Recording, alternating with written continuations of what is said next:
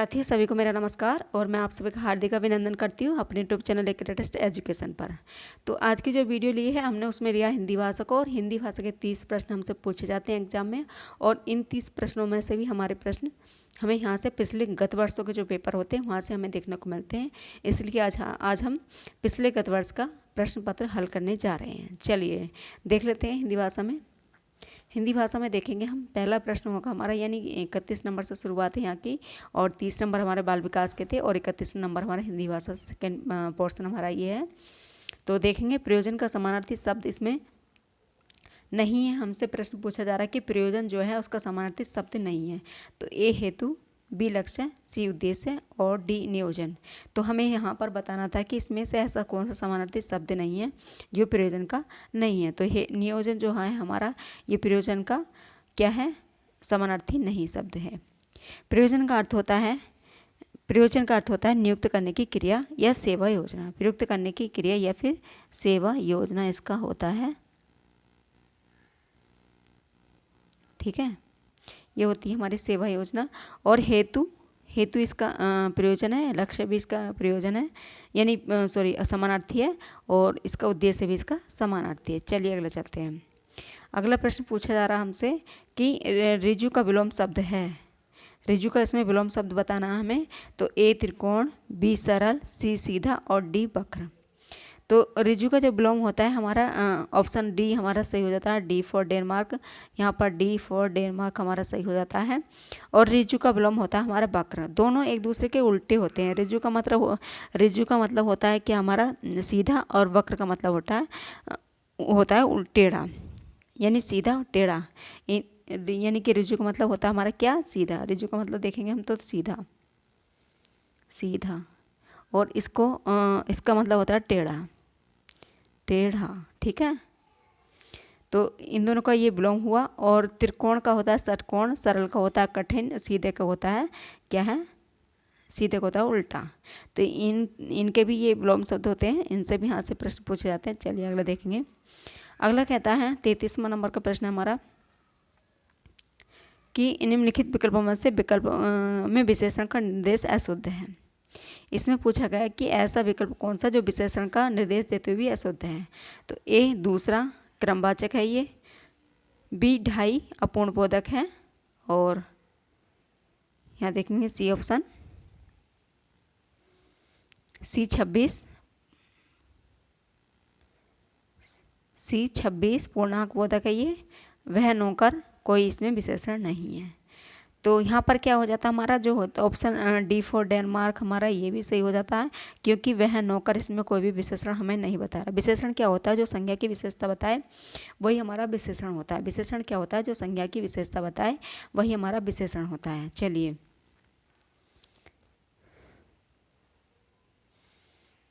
आगे देखें। अगर जो क्या कहते हैं, जो सर्वनाम संज्ञा के लिए विशेषण का कार्य करते हैं उन्हें सर्वनाम विशेषण कहते हैं। जैसे क्या हो गया, देख लेते हैं, ये भी देख लेते हैं। यह हो गया, जैसे क्या, यह हो गया, ये क्या हो गया, सर्वनाम विशेषण होगा। वह हो गया, वह जो, उन्हें क्या बोलेंगे हम, कौन और क्या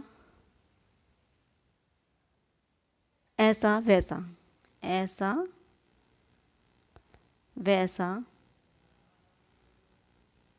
ये शब्द क्या हमारे सार्वनामिक विशेषण है। ये शब्द हमारे क्या होंगे, ये हमारे सार्वनामिक विशेषण होंगे। ठीक है, ये समझ में आएगा। यहाँ पर कोई भी इसमें वह नौकर में कोई भी विशेषण हमें देखने को नहीं मिला, तो यहाँ पर इसलिए डी फॉर डेनमार्क इसका सही ऑप्शन हो जाता है। आगे देखेंगे। अब अगला देखेंगे 34 नंबर का प्रश्न हमारा। 34 नंबर का प्रश्न कहता है कि आप भला तो जग भला वाक्य में सर्वनाम के किस भेद का बोध होता है। यहाँ पर आप भला तो जग भला, यानी आप अच्छे हैं तो पूरा जग आपको अच्छा नजर आ रहा है। तो इसमें देखेंगे अनिश्चयवाचक सर्वनाम होगा, यहाँ पर निजवाचक सर्वनाम होगा, या फिर सी संबंधवाचक सर्वनाम होगा, डी प्रश्नवाचक सर्वनाम होगा। तो आप भला तो जग भला में आपको सर्वनाम का भेद बताना है, इसमें कौन सा है। तो देख लेते हैं। वक्ता या लेखक जहाँ लिखने के लिए आप और अपने शब्द का प्रयोग करता है ना। जब वक्ता और लेखक जो होते हैं ये आप या अपने शब्द का प्रयोग करते हैं वहाँ निजवाचक सर्वनाम होता है। जैसे आप भला तुझक भला है, यहाँ आप जब शब्द का प्रयोग हो रहा है, आप जो शब्द का प्रयोग हो रहा है यहाँ पर निजवाचक सर्वनाम देखने के लिए मिलता है। यानी आप शब्द का प्रयोग स्वयं अर्थात अपने लिए किया गया, अर्थात इस वाक्य में क्या है, निजवाचक सर्वनाम। यहाँ आप जो क्या, आपका जो किया गया, अपने लिए किया गया, वो क्या है, अपने लिए इसका प्रयोग कर रहा है। तो इसलिए यहाँ पर क्या होगा, निजवाचक सर्वनाम B for Bombay, B for Bombay इसका आंसर सही हो जाता है। चलिए आगे चलते हैं। 35वां नंबर का प्रश्न देखेंगे हम। 35वां नंबर प्रश्न कहता है हमारा, निम्नलिखित में कौन सा शब्द पुल्लिंग है? कड़ी, चील, संतान, सरसों। तो हमें पुल्लिंग शब्द बताना है, इसमें से कौन सा शब्द पुल्लिंग है। यानी कि हम देख लेते हैं, जिन संख्या शब्दों से यथार्थ कल्पित पुरुष तत्व का बोध होता है उन्हें हम क्या कहते हैं, पुल्लिंग कहते हैं। जैसे बैल हो गया, हमारा लड़का हो गया, घोड़ा हो गया, पेड़ हो गया, नगर हो गया, ये सब क्या पुल्लिंग होते हैं। अब इसमें संतान हो गई, संतान कैसी, हम संतान कैसे बोलेंगे, संतान पैदा हुई है, ठीक है, तो संतान हो गया इसमें।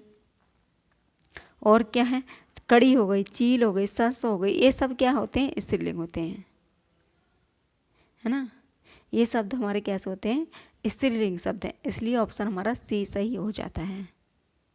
इसमें पुल्लिंग शब्द पूछा गया था हमारा, तो पुल्लिंग शब्द जैसे क्या बताया अभी मैंने, अतः संतान पुल्लिंग शब्द है। यहाँ पर क्या है, संतान, सी ऑप्शन हमारा सही हो जाता है, सी फॉर चेन्नई।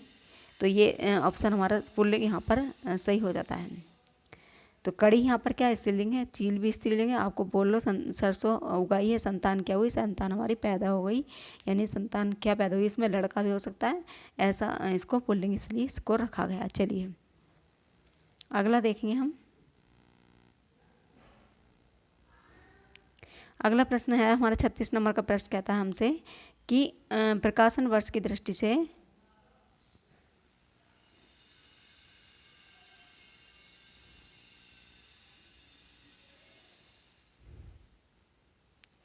प्रकाशन वर्ष की दृष्टि से डॉक्टर हरिवंश राय की रचनाओं का सही क्रम हमें बताना था। तो ए हमारा मधुशाला, मधुबाला, मधुकलश, निशा, निमंत्रण। बी हमारा हो जाता है, बी हमारा हो जाता है मधुकलश, मधुबाला, मधुशाला, निशा, निमंत्रण। और सी हो जाता है मधुबाला, मधुशाला, निशा, निमंत्रण, मधुकलश। और डी हमारा निशा, निमंत्रण, मधुबाला, मधुकलश, मधुशाला। तो हमसे यहाँ से क्या पूछा गया, हमसे पूछा गया यहाँ से इसका प्रकाशन वर्ष, यानी प्रकाशन की दृष्टि से हरिवंश राय बच्चन की सही रचनाओं का अनुक्रम क्या है, तो हमें ये बताना था, ठीक है। तो प्रकाशन वर्ष की दृष्टि से जब देखेंगे हम हरिवंश राय के बच्चन का सही अनुक्रम, तो मधुशाला हमारी कितनी में, 35 में, मधुशाला हमारी 1935 में आती है, ठीक है। और मधुशाला और मधुबाला हमारी 1936 में आती है। मधुबाला हमारी कौन सी में आती है, 1936 में। और क्या कहते हैं, मधुकलश हमारी 1937 में, मधुकलश आती है हमारी 1937 में।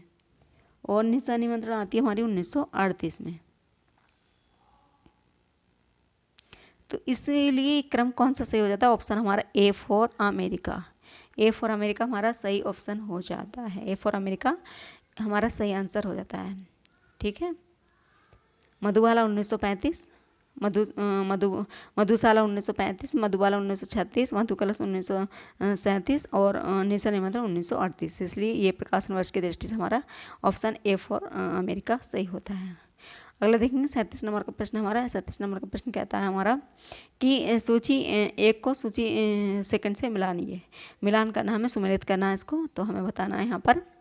तो देखते हैं, ए हिंदी साहित्य सम्मेलन 1893, काशी नागरिक प्रचारणी 1918 और राष्ट्रीय प्रचार समिति वर्धा 1910। तो हमें मिलाना था इसका सही मिलान।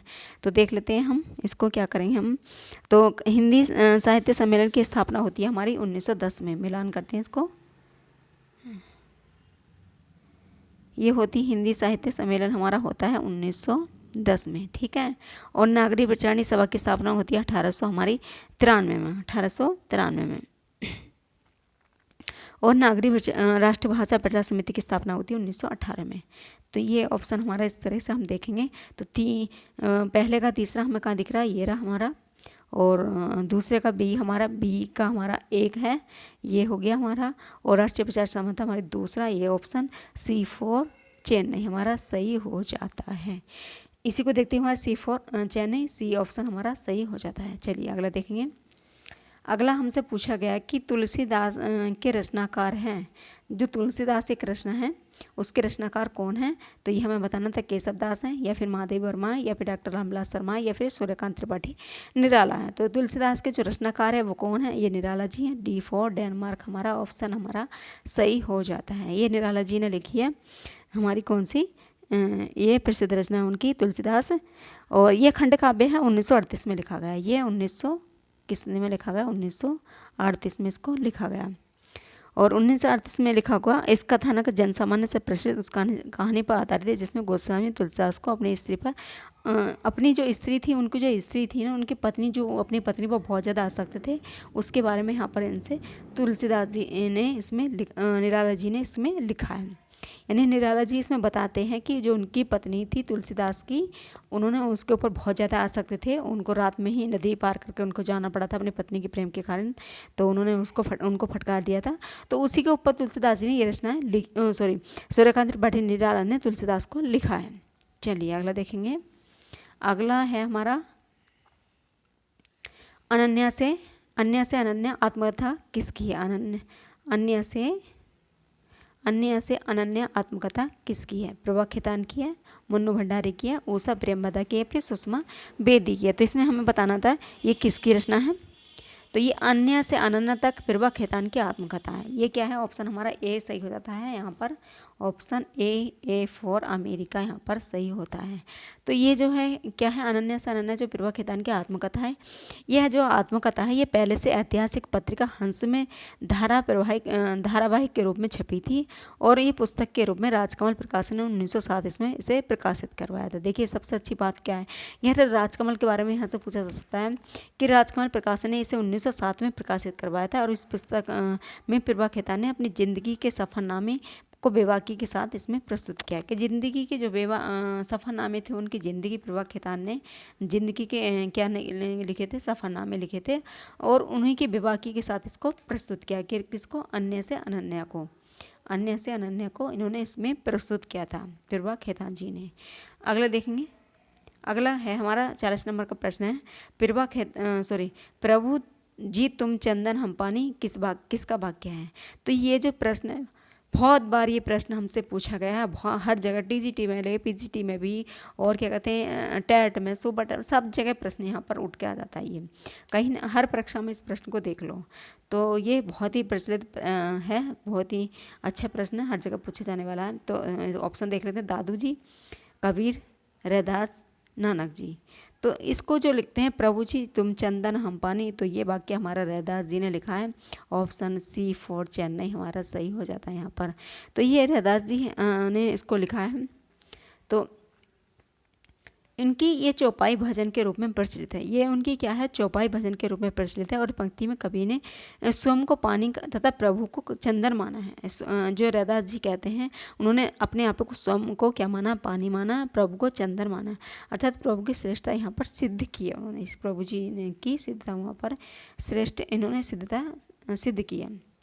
अगला प्रश्न देखेंगे। अगला प्रश्न हमारा राम आम खाता है। अगला प्रश्न है 41वां नंबर का प्रश्न हमारा, राम आम खाता है वाच्य में कौन सा रूप है? यहाँ भाववाच्य है, या फिर कर्मवाच्य है, या फिर कर्तवाच्य है, या फिर उभयवाच्य है। तो राम जो आम खाता है, इसमें वाच्य का कौन सा रूप देखने को मिल रहा है हमें बताइए। आप देख के सोच के बताइए कि यहाँ पर जो देखने को मिलता है हमें, इसमें क्रिया के जिस रूप में कर्ता की प्रधानता यहाँ पर रहती है, और क्रिया का सीधा तथा प्रधान सम्मत कर्ता से होता है ना, सीधा और प्रधान कर्ता से होता है। और क्या होता है इसमें? उसे कर्तवाच्य कहते हैं। इस वाक्य में क्रिया के लिंग और वचन कर्ता के अनुसार होते हैं। और राम आम खाता है, इस वाक्य में राम कर्ता की प्रधानता है, और क्रिया लिंग वचन कर्ता के अनुसार क्या करती है? चलती है। क्या करती है हमारी क्रिया? वचन और क्रिया हमारी लिंग और वचन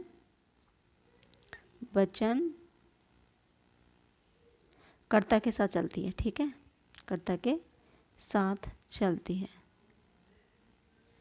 तो ये तो हुआ हमारा इसका। अब राम आम खाता है, यहाँ पर क्या हो रहा है हमारा, यहाँ पर इसलिए हो रहा है सी ऑप्शन हमारा, क्योंकि कर्तृवाची क्रिया हमारे किसके साथ चल रही है, कर्ता के साथ चलती है, क्रिया हमारी कर्ता के साथ चलती है, इसलिए ऑप्शन हमारा C4 चेन्नई यहाँ पर सही हो जाता है। समझ में आया होगा, मैं समझती हूँ। अगला ऑप्शन देखेंगे। अगला ऑप्शन कहता है, अगला प्रश्न कहता है हमारा, रही मन पानी राखी बिन पानी सब सून, पानी गए न उबरे मोती मानस चूर। तो यहाँ पर हमसे अलंकार पूछा गया, यहाँ से हमसे अलंकार पूछा गया। तो यहाँ पर रूपक अलंकार, बी उत्प्रेक्ष अलंकार, सी श्लेष अलंकार और डी उत्प्रेक्ष अलंकार। तो हमसे यहाँ से पूछा गया कि पूछा गया कि जब किसी एक शब्द का प्रयोग एक ही बार किया जाता है, जब एक शब्द का प्रयोग, यहाँ पर क्या हो रहा है, यहाँ पर पानी कई बार आ रहा है, ठीक है। तो जब एक शब्द का प्रयोग एक ही बार किया जाता है, उसके कई अर्थ निकल जाए, तब वहाँ पर कैसा अलंकार होता है, श्लेष अलंकार होता है। जैसे कि यहाँ पानी है, पानी शब्द का प्रयोग 3 अर्थ में निकला, पानी यहाँ पर प्रयोग हुआ है, उसका 3 अर्थ निकल रहे हैं। कौन कौन से, यहाँ पर क्या होता है कि पानी 3 अर्थ, मनुष्य के संदर्भ में, आत्मसम्मान यानी मोती के संदर्भ में, चमक या कांति के, या आटे के संदर्भ में जल, आटे के संदर्भ में जल। यहाँ पर श्लेष अलंकार इसलिए हो जाता है क्योंकि यहाँ पर पानी के 3 अर्थ निकल रहे हैं, यानी चिपका हुआ अर्थ, ये जिसको कहेंगे हम चिपका हुआ। श्लेष का मतलब होता है चिपका हुआ, श्लेष का मतलब क्या होता है हमारा, चिपका हुआ, चिपका हुआ। श्लेष का मतलब होता है चिपका हुआ, यानी पानी में यहाँ पर 3 अर्थ हमें, पानी के हमारे यहाँ पर 3 अर्थ हमें देखने को मिल रहे हैं। तो इसी कारण यहाँ पर क्या है, श्लेष अलंकार C4 चेन्नई हमारा ऑप्शन सही हो जाता है। अगला देखेंगे। अगला है हमारा 43 नंबर का प्रश्न है, और वो कहता है कि निम्नलिखित में से कौन सा शब्द शुद्ध है, चांद है, या अंगना है, या अंक है, या फिर आँख है। तो यहाँ पर शुद्ध शब्द हमें बताना था, तो यहाँ पर ऑप्शन कौन सा हमारा, डी सही हो जाता है। डी फॉर डेनमार्क हमारा ऑप्शन सही हो जाता है। सॉरी, यहाँ पर बी आँख का होगा, ऐसे नहीं होगा आँख,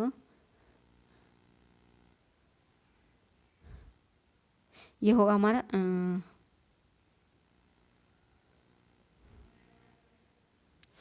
ऑप्शन हमारा क्या होगा, आँख को तो ऐसे लिखा जाएगा, ऐसे लिखा जाएगा आँख को, ठीक है। लेकिन हमारा क्या होगा, अंगना। यहाँ पर हमारा ऑप्शन हो जाता है बी सही, B for west, B for west option हमारा सही हो जाता है। यहाँ पर चांद को भी हमारा चंद्रबिंदु लगता है, ठीक है। अंक में हम ऐसे नहीं लिखते अंक को लिखते हैं अंक, चंद्रबिंदु लगता है अंक पर भी, ठीक है। आँख पर भी हमारा चंद्रबिंदु लगता है, तो इसलिए ये वाले शब्द हमारे क्या हैं, गलत हैं। और जो है हमारा शुद्ध शब्द कौन सा है, इसका क्या होता है, अंगन जो है हमारा शुद्ध शब्द है, अंगना हमारा शुद्ध शब्द है, इसका अर्थ होता है सुंदर अंगों वाली स्त्री। इसका अर्थ क्या होता है हमारा, सुंदर अंगों वाली स्त्री, इसका अर्थ होगा सुंदर अंगों वाली स्त्री। तो इसमें शुद्ध शब्द होगा हमारा बी ऑप्शन, हमारा बी फॉर बेस्ट सही हो जाता है। अगला देखेंगे। अगला है हमारा 44 नंबर का प्रश्न हमारा, इसमें से पूछा गया कि किस शब्द में शब्द की वर्तनी सही है, इसमें से हमें सही वर्तनी बतानी है। तो ये ऑप्शन सनिधि, ऑप्शन संधि, सनिधि और सन्निधि और सन्निधि।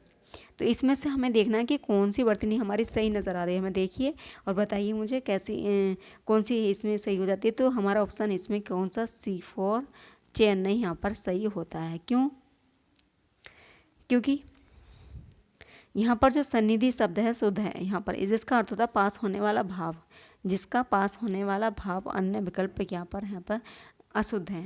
पास होने वाला भाव यानी कि इसका अर्थ होता है पास होने वाला भाव, ये इसका अर्थ हुआ, ठीक है।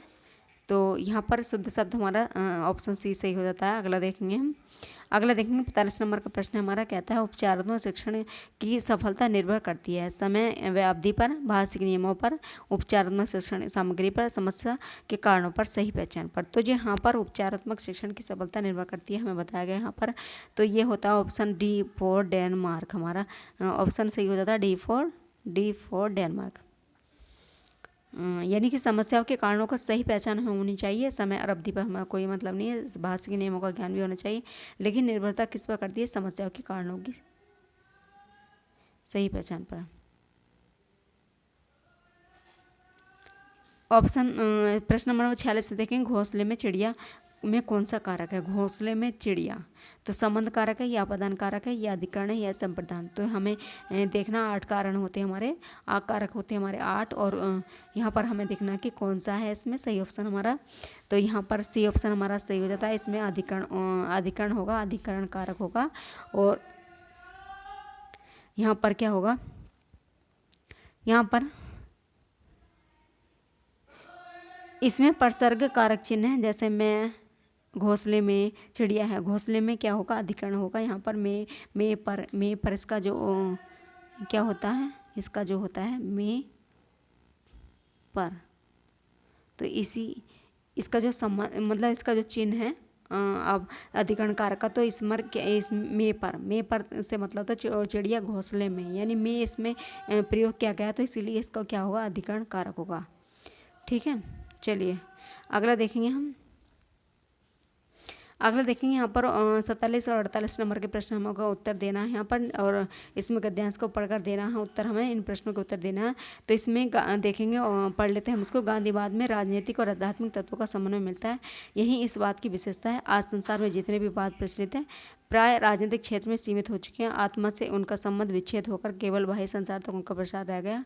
मन की निर्मलता, ईश्वर निष्ठा, आत्मा को शुद्ध करना गांधीवाद की प्रथम आवश्यकता रही है।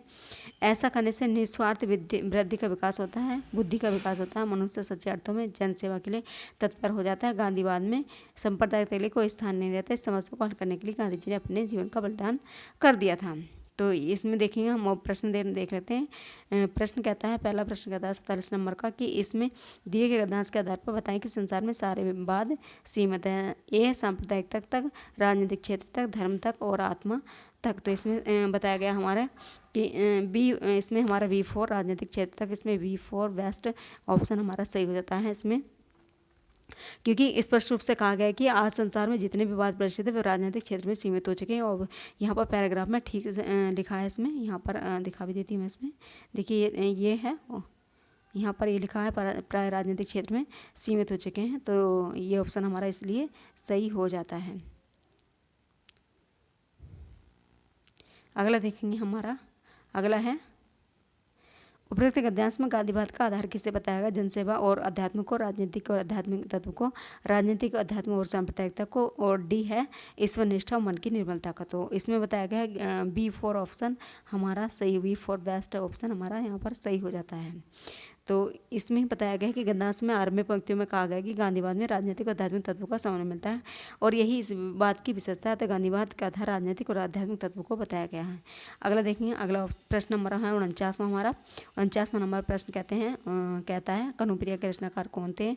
राघे राघव, धर्मी भारती, नागार्जुन और धर्मी भागवती चरण वर्मा। तो इसमें कौन है? बी ऑप्शन हमारा धर्मी भारती। कनुप्रिया के रचनाकार कौन है? हमारे B4 बेस्ट हमारा सही ऑप्शन हो जाता है। कनुप्रिया के धर्मी रचनाकार जो है हमारे धर्मी भारती हैं, और ये एक खंड काव्य है जिसका प्रथम संस्करण कहा गया 1959 में इसका प्रथम संस्करण इसका प्रकाशित हुआ था। अब तक इसके 10 से अधिक संस्करण प्रकाशित हो चुके हैं, और इस रचना में जो धर्मी भारती ने नारी के लिए अंतर्मन की एक परत खोल कर रख दी थी, और इसमें नारी के मन की संवेदनाओं को प्यार के नैसर्गिक सौंदर्य का अप्रियतम चित्रण उन्होंने इसमें कनुप्रिया में दिखाया है। आगे देखेंगे, प्रश्न नंबर हमारा 50वां है, प्लुत स्वर कौन से होते हैं? प्लुत स्वर बताने हैं हमें, ए ओम, ए ओम और डी ओम। तो स्वर कितने प्रकार के होते हैं? स्वर हमारे 3 प्रकार के होते हैं। 3 प्रकार के स्वर होते हैं हमारे कौन कौन से? स्वर हमारे 3 तरह के होते हैं, 3 प्रकार के। ह्रस्व होगा हमारा एक, तो दूसरा दीर्घ होगा, और तीसरा होगा हमारा प्लुत। तो इसमें 1 मात्रा का समय लगता है, यहाँ पर 2 मात्रा का समय लगता है, और तीसरे में 3 मात्रा का। यानी ह्रस्व स्वर में जिन मात्रा को उच्चारण हम करते हैं, जिन वर्णों को उच्चारण करते समय 1 मात्रा का समय लगता है, हमारा ह्रस्व स्वर होता है हमारा। और जिन वर्णों को उच्चारण करते समय 2 मात्राओं का समय लगता है हमारा, वहाँ पर क्या होता है? वहाँ पर हमारा दीर्घ होता है। प्लुत स्वर में हमारे 3 मात्रा का समय लगता है। अब ह्रस्व स्वर में क्या क्या आएगा? हमारे आएगा, ई आएगा, ऊ आएगा और री आएगा। ठीक है, और यहाँ पर क्या होगा, बड़ा आएगा, बड़ी ई आएगी, छोटी ई सॉरी बड़ी ई आएगी, बड़ा ऊ आएगा, और यहाँ पर ए आएगा, आई आएगा।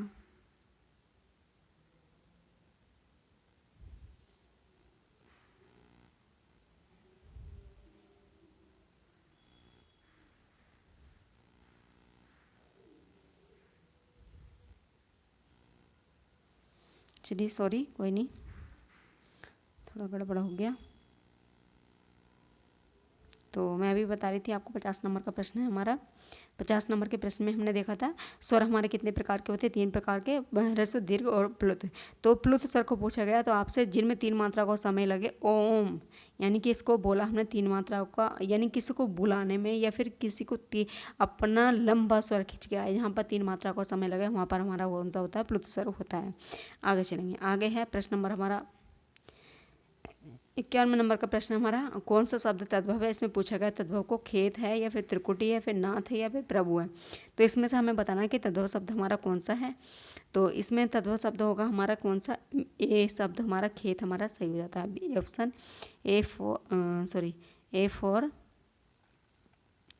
ए फॉर अमेरिका यहाँ पर सही हो जाता है। खेत हमारा कैसा सही है, तद्भव शब्द। त्रिकुटी हमारा नहीं है, नाथ भी नहीं है, प्रभु ये शब्द कैसे हमें संस्कृत के दिखाई दे रहे हैं यहाँ पर, इसलिए इनको तत्सम शब्द होंगे ये, इसलिए ये जो है इसको। और तद्भव के बारे में बता दूं मैं आपको, जो शब्द संस्कृत से उत्पन्न होते हैं या विकसित होते हैं उन्हें तद्भव कहते हैं। जैसे मोर हो गया, बच्चा हो गया, फूल हो गया, और यहाँ पर जो खेत है हमारा, ये हमारा कैसा है, तत्सम तद्भव है। और क्षेत्र इसको बोलेंगे क्षेत्र, अगर इसका हम तत्सम निकालें हम तो इसको कहेंगे हम क्षेत्र, ये होगा हमारा इसका तत्सम, ये तत्सम होगा हमारा। ठीक है, अगला चलेंगे। अगला है हमारा 52 नंबर, कहता है कि कौन सा शब्द देशज है। इसमें देशज बताना हमें, ए लाश, बी धड़ाम, डी पतलून, सी पतलून और डी औरत। तो देशज शब्द यानी जो शब्द हमारे ऐसे होते हैं जो ग्रामीण क्षेत्र से, यानी ग्रामीण क्षेत्रों से जिन शब्दों की उत्पत्ति होती है, जिन वर्णों की उत्पत्ति होती है, जिन शब्दों की उत्पत्ति होती है वो हमारे कैसे होते हैं, वो हमारे देशज शब्द होते हैं। जैसे क्या, कोई भी शब्द है हमारा ग्रामीण क्षेत्र से हमें देखने को मिलेगा तो वो होगा हमारा कैसा, वो होगा हमारा देश शब्द। यहाँ पर बी ऑप्शन हमारा सही हो जाता है, बी हमारा धड़ाम, बी फॉर बेस्ट सही हो जाता है। अब अगला आता है 53 नंबर का। 53 नंबर का प्रश्न कहता है हमारा, छुचंदर के सिर पर चमेली का तेल। यहाँ पर बताना हमें कि यहाँ पर क्या है, ये छुचंदर के सिर पर चमेली का तेल, यहाँ मिथ्या आडंबर, अयोग्य व्यक्ति को अच्छी चीज़ देना, योग्य व्यक्ति को अच्छी चीज़ देना, अधिक पाने की लालच करना। तो छुचंदर के सिर में चमेली का तेल से आप समझ रहे होंगे ऑप्शन हमारा कौन सा सही हो जाता है, बी ऑप्शन हमारा सही हो जाता है, अयोग्य व्यक्ति को अच्छी चीज़ देना। यानी कि छुचंदर होते हैं छोटा व्यक्ति, उसको बोला गया कि कम जो यानी कम ज्ञानवान व्यक्ति, और उसके सिर में चमेली का तेल। तो अयोग्य व्यक्ति जो उसके योग्य नहीं है, जो उसका मतलब उसके उपयुक्त नहीं है, वो उसके सिर में चमेली का तेल होने का अर्थ है हमारा अयोग्य व्यक्ति को अच्छी चीज़ देना। अगला ऑप्शन है हमारा ऋग्वेद। अगला प्रश्न नंबर है हमारा 54 नंबर का प्रश्न, ऋग्वेद में संधि विच्छेद कैसे करेंगे हम। तो ए ऑप्शन ऋग प्लस वेद, और बी ऑप्शन है ऋग्वेद और ऋग्वेद, सी ऑप्शन, और डी हमारा ऋग्वेद। तो हमारा जो ऋग्वेद का संधि विच्छेद होगा वो क्या होगा हमारा, तो ऑप्शन हमारा ए सही हो जाता है यहाँ पर, क्योंकि A for America, option A सही हो जाता है यहाँ पर। ऋग्वेद का संधि विच्छेद ऐसे ही हुआ क्योंकि री और यहाँ पर का दिख रहा, का को बा में मिलाया गया है इसको, तो इसलिए इसको यहाँ पर सही शब्द हो जाता है। और अगला देखेंगे हम 55 नंबर का प्रश्न हमारा।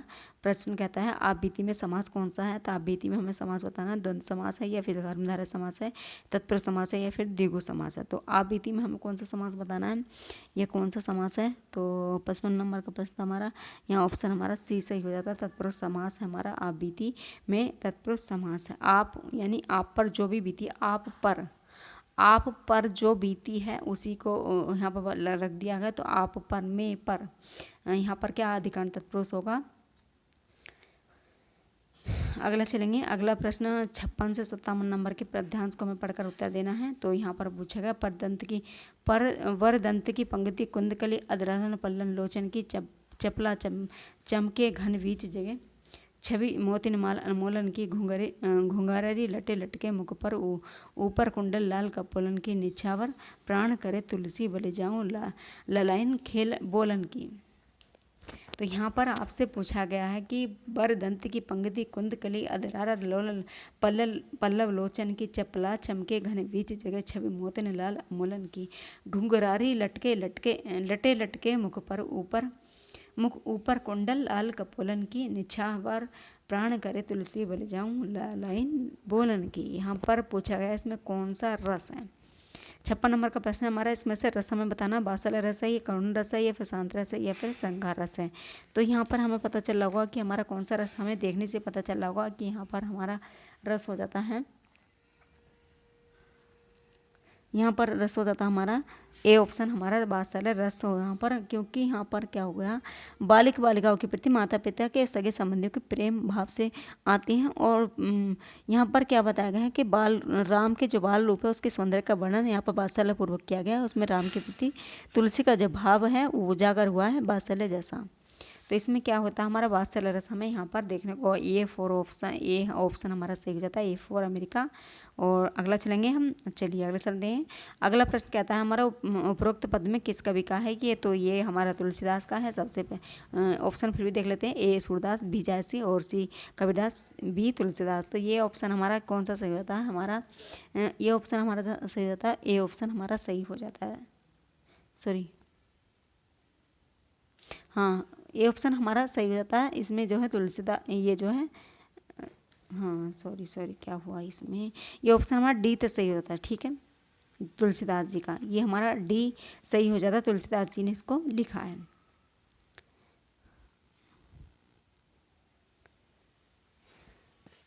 अगला चलेंगे 58 नंबर का प्रश्न हमारा। 58 नंबर का प्रश्न कहता है कि उच्चारण स्थान की दृष्टि से कौन सा विकल्प शुद्ध है। यहाँ पर सा दंत है, सा मूर्धन्य है, सा तालव्य है, सा चा कंठ है। तो मैंने आपको एक बार अपनी वीडियो में बताया है, मैंने पूरा डिटेल में बताया, ब्लैक बोर्ड पर उनको पूरा डिटेल से आपको समझाया। तो का से लेकर माँ तक के जो वर्ण आते हैं हमारे वो होते हैं स्पर्श, का से लेकर का से माँ तक के वर्ण आएंगे हमारे स्पर्श व्यंजन में, जो 25 होते हैं स्पर्श व्यंजन होंगे हमारे, ये 25 व्यंजन होंगे। और इसी में हमने देखना है कि उच्चारण की दृष्टि से का वर्ग, टा वर्ग, का वर्ग, चा वर्ग, टा वर्ग, पा वर्ग और इसमें होगा ता वर्ग। तो ये सब 5 वर्ग है इसमें। तो यहाँ से इसमें बताया गया है कि इसमें हमें देखना है कौन सा शुद्ध है। सा हमारा दंत होता है, ठीक है यहाँ पर, और तो ए ऑप्शन हमारा सही हो जाता है यहाँ पर, क्योंकि सा दंत होते हैं, सा दंते होते हैं, क्योंकि सा बोलेंगे तो हमारे आपस में दांत मिल रहे हैं, दांतों को मिलने से ही हमारा क्या होगा, सा वर्ग क्या होते हैं हमारे यहाँ पर क्या हो जाते हैं हमारे, ये हो जाते हैं हमारे दंते वर्ग, दंते वर्ण। तो इसमें और क्या देख लेंगे हम, ता हो गया, था हो गया, दा हो गया, धा हो गया, सा हो गया, ये सब कैसे दंते व्यंजन है। और जबकि सा हमारा तालव्य है, सा कैसा हमारा तालव्य है, और क्या कहते हैं इसमें, और सा हमारा मूर्धन्य है, ये वाला सा हमारा मूर्धन्य है, और चा हमारा इसमें चा हमारा ये हमारा तालु है, ये हमारा तालु है, जबकि इसमें गलत होता है, ये चा हमारा कैसा होता है, तालु होता है। चलिए आगे देखेंगे। अगला प्रश्न कहता है हमारा कि निम्नलिखित में से कौन सा कथन अशुद्ध है। हिंदी में ज्ञावर्ण का उच्चारण परंपरा से भिन्न हो गया, 2 महाप्राण व्यंजनों का उच्चारण एक साथ हो सकता है, कंठ विसर्ग कंठवर्ण है, अच्छा संयुक्त व्यंजन है। तो इसमें से हमें बताना था कि इसमें कौन सा अशुद्ध है, इसका प्रश्न नंबर हमें उत्तर देना था। तो बी ऑप्शन हमारा इसमें गलत हो, 2 महाप्राण व्यंजनों का एक साथ वर्णन उच्चारण नहीं हो सकता, 2 महाप्राण व्यंजन जो होते हैं हमारे उनका उच्चारण एक साथ नहीं हो सकता, ये गलत है। और यानी कि जिन बच्चों को उच्चारण मुख से अधिक हवा निकले उन्हें क्या कहते हैं, महाप्राण व्यंजन कहते हैं। जैसे कि प्रत्येक वर्ग का दूसरा और चौथा वर्ण हमारे कैसे होते हैं, महाप्राण ध्वनि होती है। जैसे कि खा हो गया हमारा, घा हो गया, झा हो गया, झा हो गया, टा और ठा, ऐसे ये होते हैं हमारे महाप्राण व्यंजन। यानी इन दोनों महाप्राण व्यंजनों का उच्चारण एक साथ नहीं हो सकता। अगला देखेंगे हम, अगला कहता है हमारा, अगला प्रश्न हमारा